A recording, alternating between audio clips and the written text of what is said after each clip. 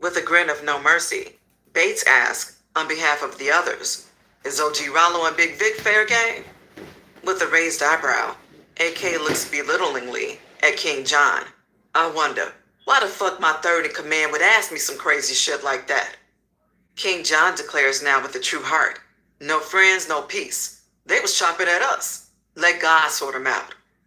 Finally hearing the right words from his second in command, when dealing with his so-called friend Big Vic, who's on the other side of the equation, AK congratulates King John.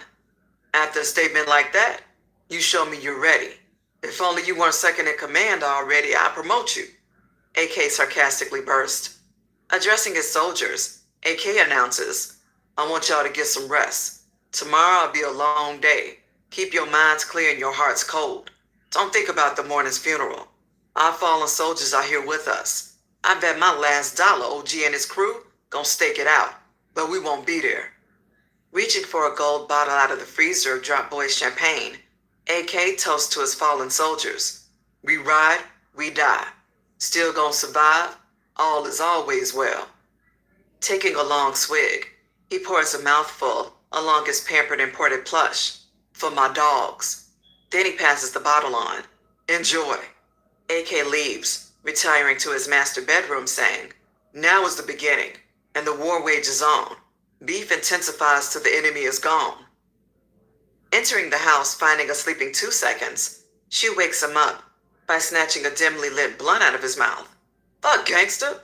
What you trying to do, burn my shit down?" Shaken by the outburst of words and snatched whiskers of his mustache, 2 seconds roars back, "Damn, G, where the fuck you been? We should have been handled this business." Distracted by noticing something wrong with Shu, 2 seconds asks with a leering glance, "Gangsta, what's wrong with you?" Rubbing his bandage on his right arm, Shu says with a distantly cry, "Nothing, I cut myself." Changing the subject, Shu waves his fingers. "Let's roll out and catch these hoe-ass niggas. We gonna be creeping while they sleeping." Working their way to the door, Shu grips the blunt between his lips, mumbling, "Two, where's the other blunt you rolled?" Fastly walking past Shu, 2 seconds asserts, "Yeah, right. I've been smoking those waiting on your bullshitting ass." Sighing in disbelief, Shu growls as he locks the door.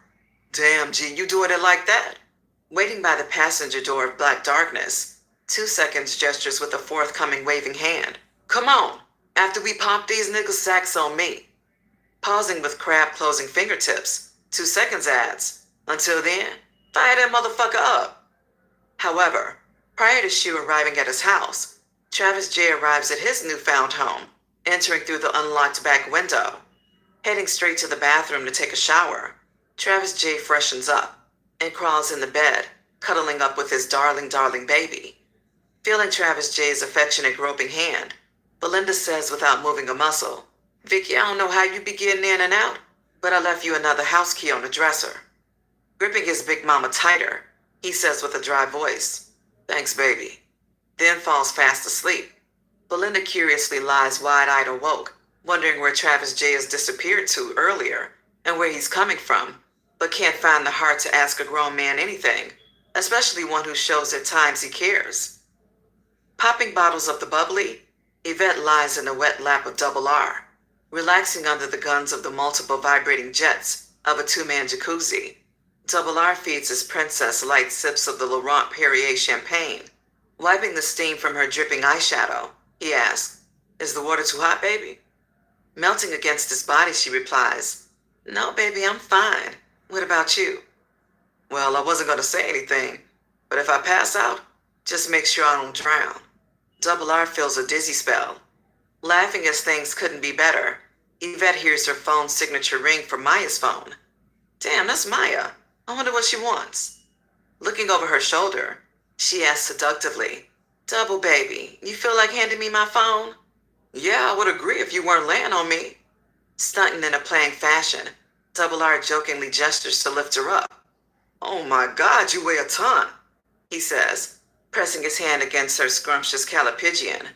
Standing up in the middle of the tub, the water level drops as Yvette's nude backside exits. "You so silly, Double." Watching the light of the heat lamps reflect off her sexy round ass. "You're so beautiful, Yvette. I can't wait to stick my tongue in there." My tongue won't, but I know my dick will. Sitting in the nearly empty tub, double R exits, grabbing a towel and cutting off the swirling